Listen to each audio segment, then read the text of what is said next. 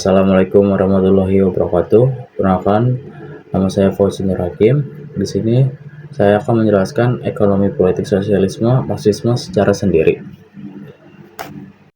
Jadi materi yang pertama itu adalah sosialisme sebelum Marx. Jadi sosialisme sebelum Marx itu ada namanya sosialisme utopis. Adalah sebutan untuk aliran sosialis yang mengedepankan visi tentang masyarakat ideal yang sempurna atau utopia, namun dianggap kurang realistis atau tidak didasarkan pada analisis ilmiah kondisi ekonomi dan politik yang konkret.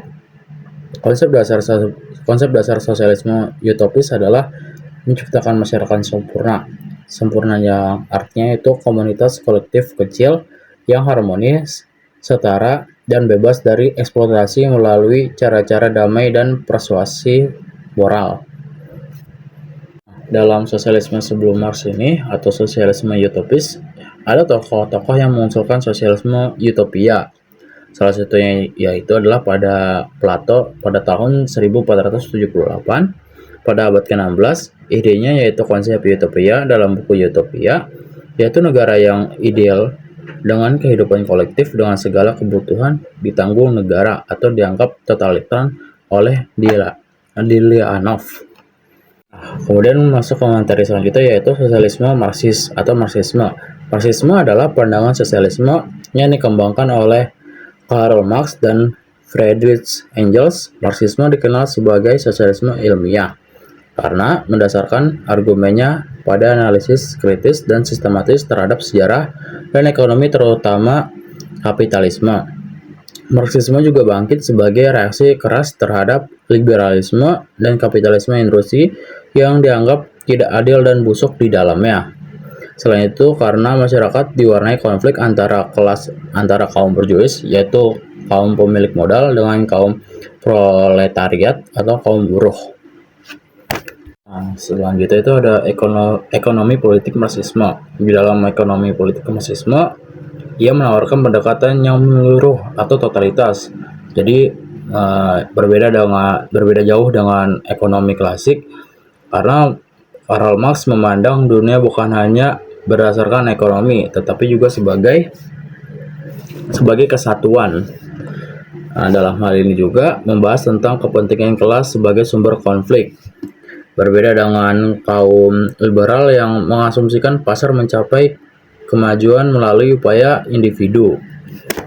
Kemudian bagi Marx juga perjuangan ekonomi ini secara alami berbuah menjadi perjuangan politik. Kesadaran kelas adalah syarat mutlak untuk melakukan tindakan politik. Kelas-kelas yang menyadari kondisi kolektifnya adalah masyarakat untuk memahami tidak hanya tindakan ekonomi, tetapi juga di mana adanya aksi politik. Dalam hal ini juga ada 3 pendekatan politik Marxisme. Yang pertama itu ada politik revolusioner, digunakan untuk menghancurkan institusi dasar kapitalis dan membangun tatanan politik baru. Tujuannya yaitu mendorong kesadaran revolusioner di kalangan kaum buruh dan menyalurkan kekuatan mereka melalui politik. Pendekatan yang kedua itu ada politik kompromi kelas.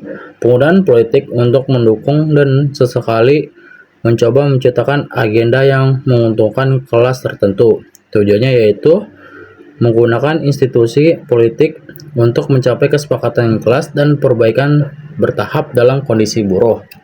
Pendekatan yang terakhir yaitu teori negara Marxis. Negara dipandang sebagai superstruktur yang melayani dan mereproduksi kepentingan kelas yang dominan. Tujuannya yaitu menganalisis bagaimana konflik kelas dan kepentingannya yang dikontrol dalam struktur organisasi negara. Masuk ke materi selanjutnya itu ada 3 interpretasi analisis Marxis. Yang pertama itu ada pendekatan instrumentalis. Negara adalah instrumen yang secara langsung dikontrol oleh kelas dominan atau kelas berjuis. Fungsinya pendekatan ini adalah untuk melayani dan melindungi kepentingan ekonomi kelas berjuis, menekan kelas pekerja di institusi negara yaitu pengadilan atau polisi. Pendekatan yang kedua itu ada pendekatan strukturalis. Fungsi pendekatan ini yaitu negara harus melakukan 3 hal demi kelangsungan kapitalisme, yaitu melakukan reformasi sosial yang sesuai kepentingan jangka panjang berjuis, memelihara perdamaian politik, mempromosikan perluasan kapitalisme. Selanjutnya itu ada pendekatan terakhir, yaitu pendekatan Hegelian Marxis. Pendekatan ini berfokus pada peran ideologi, budaya, dan kesadaran dalam hegemoni kelas dominan. Fungsinya adalah meyakini kelas bawahan bahwa nilai-nilai dan tradisi berjuis adalah norma universal. Selain itu ada catatan tentang ekonomi politik Marxisme. Dalam masa ekonomi politik Marxis, terdapat mengalami beberapa kegagalan dan menjalankan sistem ekonominya yang gagal, yaitu yang pertama adanya kegagalan perencanaan pusat. Jadi seperti negara-negara Uni Soviet dan Eropa Timur mengalami kegagalan serius dalam perencanaan terpusat karena sistem ini dianggap tidak efisien dan gagal dalam mendistribusikan barang-barang serta alokasi sumber daya dengan baik. Yang kedua itu kehilangan insentif, hilangnya kepemilikan pribadi, dan persaingan pasar menghilangkan insentif bagi individu dan berinovasi. Jadi kesimpulannya yaitu secara garis besar pemikiran sosialisme berevolusi dari gagasan utopis tentang masyarakat ideal yang menentang kepemilikan pribadi hingga mencapai puncak dalam Marxisme yang disusun oleh Karl Marx dan Friedrich Engels.